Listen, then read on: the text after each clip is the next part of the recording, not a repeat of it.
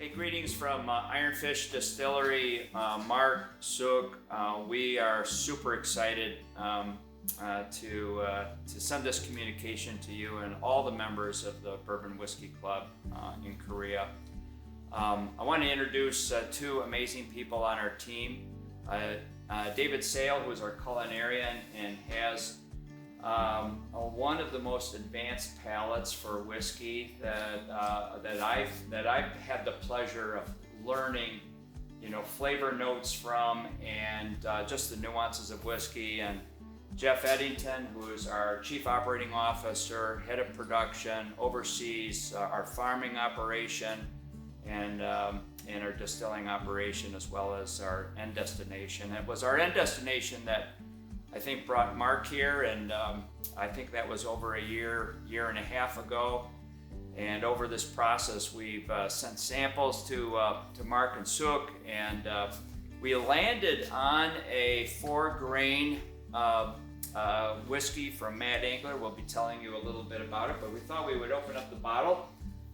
We have bottled it, and while I'm opening up and pouring, I thought I'd have Jeff just kind of describe the process of how we made this spirit and its aging story. Yeah, so this is heard you said, the 4-grain whiskey. So the mash bill is 51% wheat. That wheat is grown just down the road from us. Organic corn, which is done by our commercial farmer here. We have 14% malted barley. So we grow a lot of barley in Michigan, and it's malted just up the road in Traverse City, Michigan. And 9% is state rye, which is a rye that we grow on our 120 acres here. So really excited about this mash bill. It's a heavy wheat mash bill, which gives it a really good complexity, a different kind of sweetness than the corn does. Really excited. This is one of our first mash bills that are coming out. This was the original Mad Angler bourbon, or Grand Mad Angler whiskey that grew into what we're doing today. So we're really excited to put this out. This is at barrel strength, 131.1 proof. This was put into a Sangamon Row Icon barrel. So it's Sangamon Row is a cooperage up or on the West Coast in California. They do a lot of stuff for wine country, Napa Valley. But we have this charred like a spirit, the Char 3 barrel. We put this down in April of 2019. We pulled it out September of this year. We put it in at 120 proof, which is a good, little bit higher, but not too high proof. And it raised 11.1 proof to 131.1 after we took it out a couple years later. So really excited about it. Yeah, so, and with the Sigmund Moreau barrel, talk a little bit about how the select stay process works for that cooper. Yeah, so they do a really amazing job of using a mass spectrometer to actually look at every single particular stay. Where was that tree cut? Which part of the tree? Was it the inner? Was it the outer? To really make sure you have a really cohesive flavor profile for each barrel. So every barrel is unique, but every barrel is consistent, which is pretty exciting. And we've been focused on that barrel for our Mad Angler lineup since the very beginning. Not all parts of the oak tree have the same flavor, and so we're super excited about what this cooper has done for this whiskey. But of course, you have to start with the grain, and the grain is grown here on our farm, as Mark saw when he was here. One of the things that I've noticed in the tagline for the Korean Bourbon Club is that I think your tagline is we enjoy all whiskey, but we love bourbon.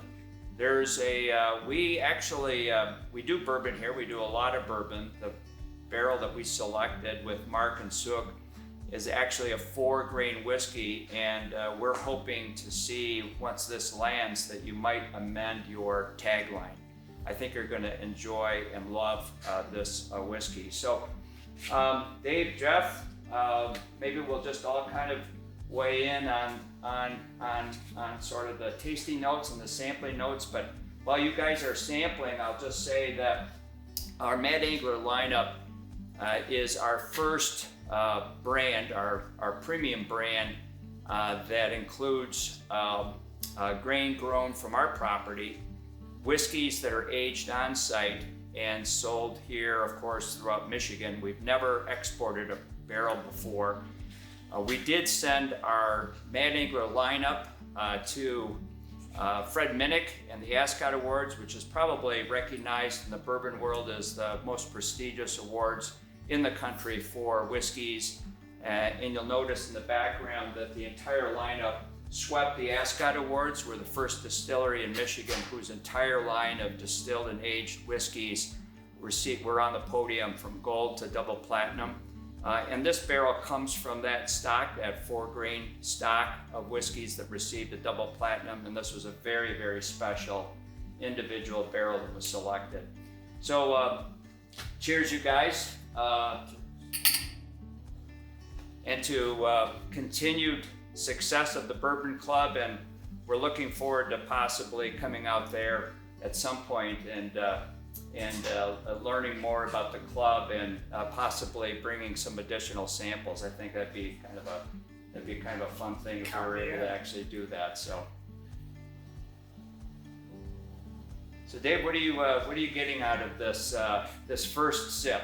I'm getting a lot of brightness off the bat, off the start, which is really interesting, but definitely coming across with some really nice oak and vanilla, and the body is a nice viscosity, nothing right where you like it, somewhere kind of in the middle, not too light, and just getting a really nice peppery finish in the end.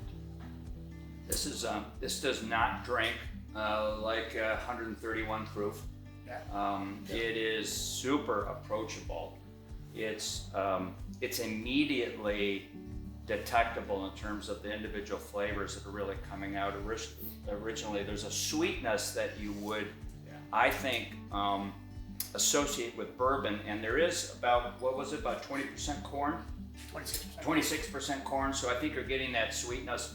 But for all the bourbon fans out there, we all know that bourbon has to be 51% corn. But think about this. This could be considered a wheat whiskey. It's 51% wheat. Wheat is creamy and nutty, and you combine that with that cornbread flavor from corn, and you end up having a really, I think, beautifully executed flavor on the caramel side. Yes. Yeah, definitely get creme brulee, even a powdered sugar. So I really think that sweetness kind of makes that 131. That heat kind of comes up, but then it just stays really subdued and finishes cohesively all the way through. And that spiciness really hits your throat, so it lives up to what it should be. It's definitely there, but it's so approachable. One thing, and this is, I haven't really been exposed to this sample, nor was I part of the selection process, but the thing that strikes me right off the bat is that you tend to expect with something above 120 proof to have a lot of heat and aggressive warmth at the finish. I get a warmth at the front end, but I actually get a cascading, declining sense of warmth as the finish goes on. So it really kind of the heat dissipates somewhere in the middle of this sampling. Yeah. As the heat comes down, the sweetness comes up, and you're really kind of just it's a fun little elevator. Yeah. So once again, we want to express our appreciation for the trust that you placed in us and your commitment to small craft distilling. We understand that we're all standing on the shoulders of industries that have been operating for 200-300 years. We are inspired by distilleries that are over 300 years old. But as we enter into our 9th year of operation, we couldn't be more excited to share with you what we think is one of our best whiskeys created here from soil to spirit. Cheers, everybody.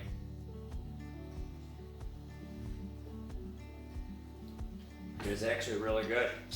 Yeah, it's Really, really good. It's really good, yeah. it's something a bourbon club is gonna Yeah. be in touch with. Yeah, it's kind of crazy. You're so accurate because the mouthfeel in front is so warm, but right in the throat it just settles down. Yeah. And it leaves you at the start of the process like it's like I want more.